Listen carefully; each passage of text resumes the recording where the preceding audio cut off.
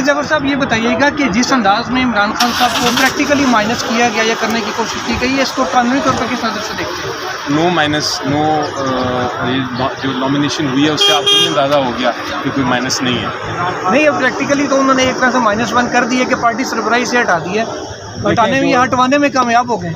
नहीं, वो होते अगर कोई ऑप्शन कोई होता, कोई -1 वाकई होता, ये तो हमने खुद फैसला किया है और वो भी सिर्फ इसलिए कि हमने वो कानूनी कार्रवाई पूरी करनी है और उस टेम्प्रेरी फेज़ के लिए है, तो कोई ऐसी -1, बल्कि जो चॉइस हमने की उसकी वजह भी ये थी कि वो चूँकि टेम्प्रेरी अरेंजमेंट की, हम कोई बड़ा नाम ला नहीं सकते। सर ये बताएं कि 2 दरखास्तें आज इलेक्शन कमीशन में आ गई हैं, एक लॉ एंड ऑर्डर के ऊपर, एक दूसरे इशूज़ के ऊपर, के लिए इलेक्शन 8 फरवरी को ना किया जाए, इसको डेट जो है ना आगे की जाए, इस पर क्या कहेंगे? सर देखें, इलेक्शन कमीशन ऑफ पाकिस्तान के तो अब ये इख्तियार में नहीं है कोई इलेक्शन को डिले करें।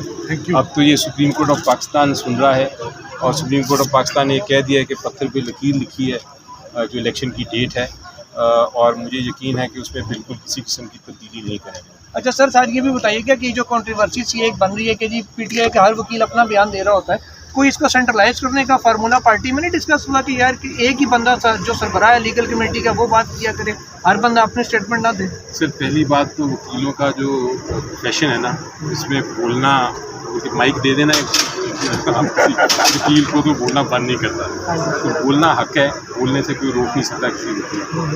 लेकिन यस, आप सही कह रहे हैं कि कई बार कन्फ्यूजन ये होती है कि हर कोई अपने अपने बयान कर रहा है और फिर लगता है इस तरह है कि जिस तरह मुख्तलिफ बयानात हैं, लेकिन वो एक्चुअली हर कोई अपने छोटे छोटे एस्पेक्ट्स को उठा के बयान देता है।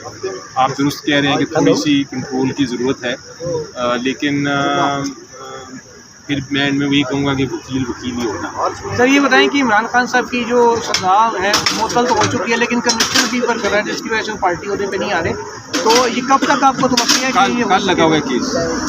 तो उम्मीद तो यही है कि कल इसका फैसला अगर हो जाए, वो सस्पेंड हो जाए, तो फिर ये जो टेम्प्रेरी अरेंजमेंट है वैसे खत्म। बेंच वो आमिर फारूक साहब वाला? जी, चीफ जस्टिस साहब का। तो आपको फिर भी उम्मीद है कि कल ही फैसला हो जाएगा?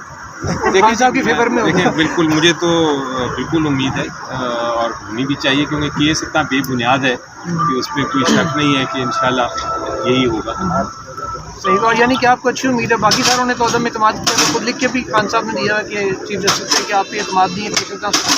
वो अपनी जगह जी, लेकिन कानून और जो कानूनी कार्रवाई है वो अपनी जगह। सर आखिरी सवाल कि साइफर केस में अब कल उसका ट्रायल जेल के अंदर होना है पहली बार, तो उसमें भी वो क्या जा रहा है कि ओपन होगा, एक्सेस होगा पब्लिक को, मीडिया को, जाना कैसे है? मीडिया ने अभी तक मैकेनिज्म नहीं बनाया सवाल।